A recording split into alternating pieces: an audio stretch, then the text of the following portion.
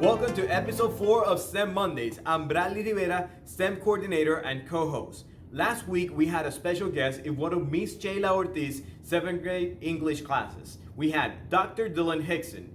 Dr. Hickson is a postdoctoral planetary researcher from the Arecibo Observatory. Today we're going to be looking at some of the highlights from the conference, including some of the questions that our students had for him. Let's check it out. So when we say planetary radar or planetary science, what is that referring to? I'm sure you take your science courses and you have physics and chemistry and biology, but planetary science you might not have heard of. Well, it's simply just the study of the planet. So here I'm showing a diagram that's showing the solar system where we have all of the different planets. We have the asteroid belt, and planetary science is the field of studying these objects. And contained within planetary science are a lot of different disciplines. So there's an aspect of geology when you're studying the rocks on other planets. There's physics that are involved. There's also biology, especially in the search for life outside of the Earth. So that's a field that's called astrobiology, but that's also a part of planetary science. Then there's chemistry, the way different elements within these planets are interacting with each other and what implications that has for those planets, as well as engineering. And that's really a part of the space exploration. How do we design these robots to go out and explore space? So you can study space by doing laboratory experiments on Earth, which is what I did in my PhD. And you can also study space using telescopes on Earth like we do at the Arecibo Observatory. But one of the best ways to learn about things that are out there in space, hundreds of millions of miles away, is to actually send a robot to go out.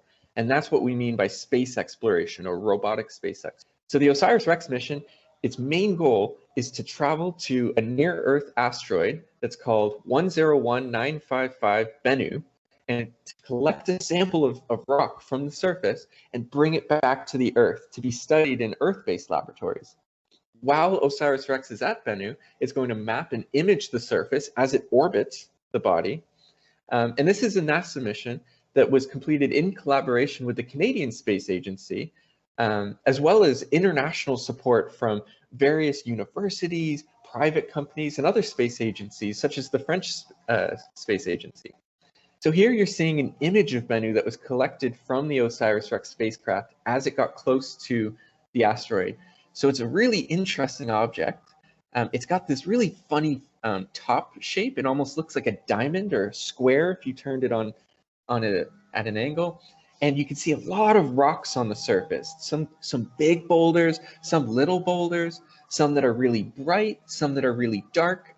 And this kind of variation on the surface was not expected at all before when they were planning the mission. They thought it would be very smooth.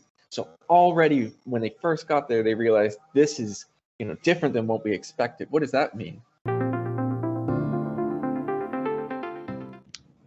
So many people are saying that we're gonna move from Earth and all that. Do you think that's true, or if it's just a rumor? And if it's not a rumor, when and where do you think we would go? Oh, well, thanks for that question, John. Sorry if I mispronounced your name. That's a really, really good question. You hear that kind of talk all the time of, are people going to go out and colonize space? Especially when private companies are involved. Companies like SpaceX that are deciding if we build our own rockets, we can send people up. So the last time that someone visited a planet in space or the moon was in 1972 in the Apollo 17 mission. And an astronaut by the name of Harrison or Jack Schmitt was on that mission. So we haven't been out in a long time, but NASA has plans in the Artemis program to send the humans to the moon since the Apollo 17 mission by 2024. So NASA is showing interest in getting people out into space. So I think that eventually people will move out into space, especially going to Mars, to look at the habitability of Mars and trying. My question is, have humans ever found any kind of evidence that proves the existence of aliens or non-human creatures? Oh, that's a good one. Thanks, Lola. That's a question we all want to answer, don't we?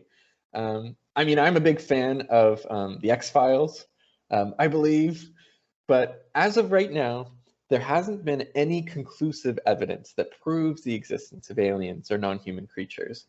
Recently, there were observations of something called phosphine in the atmosphere of Venus. And they think that if there was this much phosphine in the atmosphere, it would have had to have been created by really small little microbes or bacteria. But more recently, there's been some other scientists who looked at their data and they're calling it a fluke. They're saying, I don't see the same thing that you see. So that's kind of contested right now. And back in the late 1990s, scientists thought that they found a fossil of a microbe in a meteorite that came from Mars. And it turned out that that also wasn't true. But there's really cool environments out there. There's salty brines that are on Mars. There's little ice caves on Mercury. And they think that there's an entire subsurface ocean on one of Jupiter's moons, Europa. And these are really cool spaces to look for life in the solar system, since on Earth, all life forms that we know require water to function. So one of NASA's kind of directives is to follow the water in the solar system. When you're looking for life out there, try and look for places that have water, because that's where life formed on Earth. So we know of places that have water in the solar system. So the next plan is to send robots to those places and look more carefully. So on Europa, actually, to study that in more detail, NASA's sending a mission called the Europa Clipper, and that will be launched sometime in the next few years. So not yet, but people are always looking. Many people have gone to space to explore it, and is there a high risk of them getting lost or a problem occurring? Oh yeah, that's a really good question. You know, we see all these space movies, and it always looks really dangerous.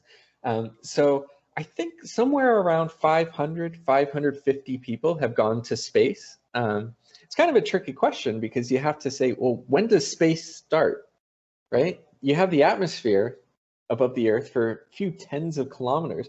When does the atmosphere stop and space begin? So it kind of depends on where you define that, but somewhere around 500 people. There is a risk of something going wrong when somebody's exploring space. But you know what? There's a risk associated when you get on an airplane and you want to go on vacation, or when you get on a boat, or even when you're driving in your car. And what's important is that NASA and these space exploration agencies, there are hundreds of people, and there are years of work that are put into understanding all of these risks and making sure that there's a plan in place to try and reduce that risk. So there's always going to be some sort of risk, but one of the main initiatives in doing space exploration is to lower that risk as much as possible. Yeah, of course, something can always go wrong, but the chances of that are very low. Well, that was a wonderful presentation, right, Gaddiel? Yeah, it was an awesome presentation, but we would like to take this opportunity to connect this presentation to some recent news that came out of the press in Puerto Rico regarding the Arecibo Observatory. That's correct. Last Thursday, the National Science Foundation announced that they're going to move forward with their plan to demolish the radio telescope that makes the Arecibo Observatory so iconic, so powerful, and so useful. But the education and public outreach program is going to continue running, is going to continue educating our community and providing great programs for us to learn more about science. So, and with every bad thing, there comes a good thing. I think that we're gonna have new opportunities to grow as a scientific community and new ways that we can start promoting scientific knowledge among Puerto Ricans. And I believe that it is up to you, the next generation of scientists. Yeah, if something has been shown in this pandemic is that we are resilient. We have been able to overcome this situation. So this is just another thing that we have to overcome again. So with this, we're gonna close today's episode. Thank you for being here, people. See you next time. Stay tuned for the next episode. Bye-bye.